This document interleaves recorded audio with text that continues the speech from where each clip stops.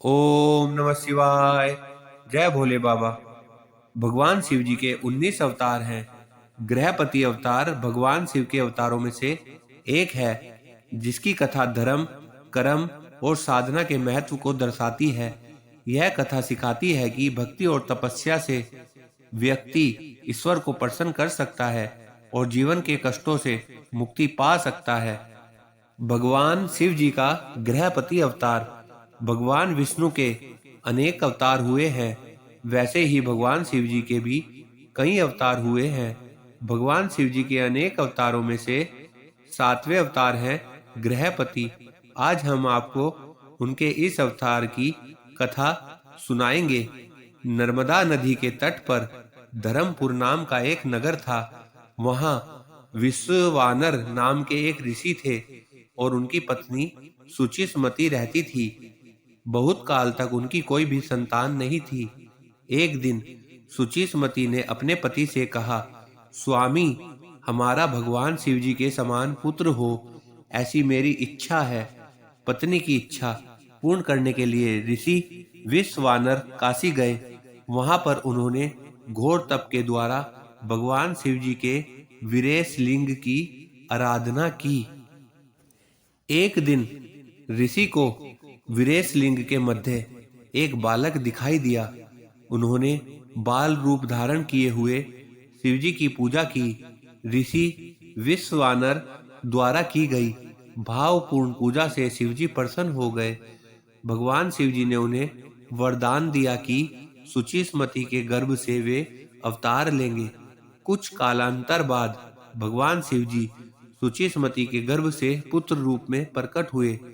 पितामह ब्रह्मा जी ने उस बालक का नाम गृहपति रखा। गृहपति की आयु बढ़ने लगी।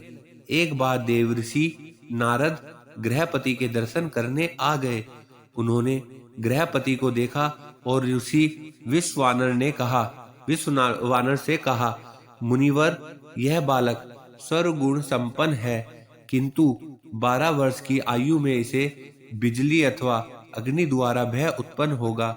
यह सुनकर ऋषि विश्ववानर दुखी हो गए। ऋषि विश्ववानर और सुचिस्मति को गृहपति की चिंता होने लगी। अपने माता पिता को चिंतित देखकर बालक गृहपति ने उन्हें समझाया, माँ, पिताजी, आप दुखी न हो। मैं भगवान मृत्युंजय की आराधना करके महाकाल को प्रसन्न करूंगा, इसलिए आप लोग निश्चिंत रहे। इसके बाद गृहपति काशी गए और भगवान विश्वनाथ का दर्शन किया। उन्होंने शुभ मुहूर्त पर शिवलिंग की स्थापना की और शिवजी की आराधना करने लगे।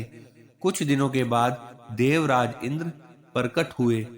उन्होंने कहा, गृहपति, मैं आपकी आराधना से प्रसन्न हूँ, कोई वरदान मांगे। परंतु गृहपति ने उनसे कहा, मैं आपसे वरदान की कामना नहीं करूंगा, क्योंकि मेरे वरदायक केवल भगवान शिव ही है। यह सुनकर देवराज इंद्र अत्यंत क्रोधित होकर गृहपति पर प्रहार करने आगे बढ़े। उसी समय भगवान शिवजी प्रकट हो गए। शिवजी ने बताया, गृहपति देवराज इंद्रदेव के माध्यम से मैं ही तुम्हारी परीक्षा ले रहा था। तुम उस परीक्षा में सफल हो गए हो। अब तुम पर यमराज का भी प्रभाव नहीं पड़ेगा। तुमने जिस शिवलिंग की स्थापना की है वह अग्निश्वर नाम से प्रसिद्ध होगा। इस शिवलिंग का दर्शन करने से व्यक्ति बिजली और अग्नि से भयभीत और पीड़ित नहीं होगा। हमारे शरीर में जो जठराग्नि है वह ही भगवान शिव का गृहपति अवतार है। भूख लगने पर हम जो अन्न ग्रहण करते हैं उसी से हमारे शरीर का पोषण होता है और प्राण को संतुष्टि प्राप्त होती है। गृहपति की इस कथा से हमें संदेश मिलता है कि जठराग्नि को शांत करने के लिए जो भी कार्य करे वह धर्म के अनुसार हो, अर्थात भोजन मिलने हेतु के लिए हम जो धन कमाते हैं वह प्रामाणिकता से कमाया हुआ धन ही हो।